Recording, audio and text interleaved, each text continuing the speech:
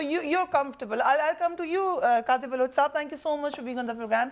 General साहब, मौलाना फजल रहमान एक बार फिर यही मौक़िफ़ दे रहे हैं कि हुक्मरानी इमरान खान कर ही नहीं रहे, ये पस पर्दा कुव्वतें हैं। और जैसे कि शफ़क़त महमूद साहब ने कहा कि फ्रॉम डे वन वो तो कह रहे थे मैं मानूंगा भी नहीं इनको, लेकिन फिर उनको मनाया बाकी लोगों ने।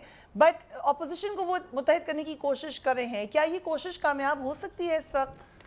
बिस्मिल्लाहिर्रहमानिर्रहीम। फरिया, पहले तो मेरे ख्याल में जो कुछ शफ़क़त भाई ने कहा उसका जवाब देना मेरे लिए ज़रूरी है, क्योंकि डायरेक्टली उन्होंने अटैक किया, एक्विजिशंस किए। मैं सिर्फ इतना कहूँगा, जो कुछ शफ़क़त भाई ने कहा, क्या इल्ज़ाम लगाने के ऊपर चीज़ें साबित किए जा सकते हैं? क्या मैं बोलूँ कि शफ़क़त महमूद साहब को भी रिकॉर्ड देखें, रिकॉर्ड आपके पास जो रिकॉर्ड है उसको आपने साबित करना है। इस वक्त ये नहीं है कि आप किसी बाबू ने चल लफ्ज़ लिख के दे दिए। आपके पास क्या सबूत है कि यहाँ से पैसा गया? हुंडी वालों के कोई रिकॉर्ड हैं? आपको उन्होंने बताया कि उन्होंने उनके थ्रू, हुंडी के थ्रू इतने पैसे 26 मिलियन वहाँ गए और फिर वहाँ से रीडायरेक्ट होकर यहाँ पर आ गए। ये आपने अदालतों में साबित करना है। शफ़क़त भाई, आपके कद के लिए ये चीज़ें मुनासिब नहीं लगती हैं कि आप इस किस्म की बातें करें जो कि फवाद चौधरी करता है। फवाद चौधरी के लिए सही इंतज़ार करने की आपको ज़रूरत है। आज तक नवाज शरीफ साहब को आपने कन्विक्ट करके जेल की सज़ा दी, लेकिन स्पेसिफिक्स में आप इस पोजीशन में अब तक नहीं हुए ये बताने के लिए कि इन्होंने अगर पैसा खाया तो कहाँ से खाया।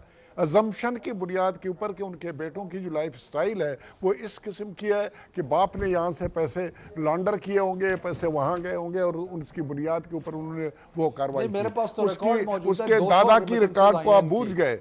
अपने 6 साल 5 साल पहले वाले जिन लोगों ने दौलतें इकट्ठी की, 6 साल पहले वालिद नामालूम थे, आज करोड़पति अरबपति हो गए, वो आपको नजर नहीं आ रहे हैं।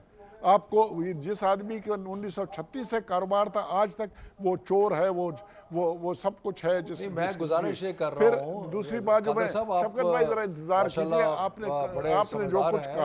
आपने जो कुछ कहा मैं सुन रहा था। आपको अपने पार्टी के अंदर जो बेशुमार लोग हैं वो सब के सब दूध में धुल के साफ होकर बाहर आए हुए हैं। और वो जिनके ऊपर केसेस हैं, जिनके ऊपर नैब के केसेस हैं, ये हमने नहीं बनाए हुए, नैब ने बनाए हुए, वो सब दूध में धुल के साफ हो गए। उनके ऊपर इल्ज़ाम लगाना जुर्म है, कुफ्र है, इस किस्म की कार्रवाई कर लेना। और जहाँ तक रह गया कि क्यों मूवमेंट में हम शामिल नहीं हो सकते, हम आपको मौका देना चाहते हैं। आप खुद अपने हुकूमत के बोझ के तले गिरने वाले हैं, महंगाई आपको गिराने वाली है।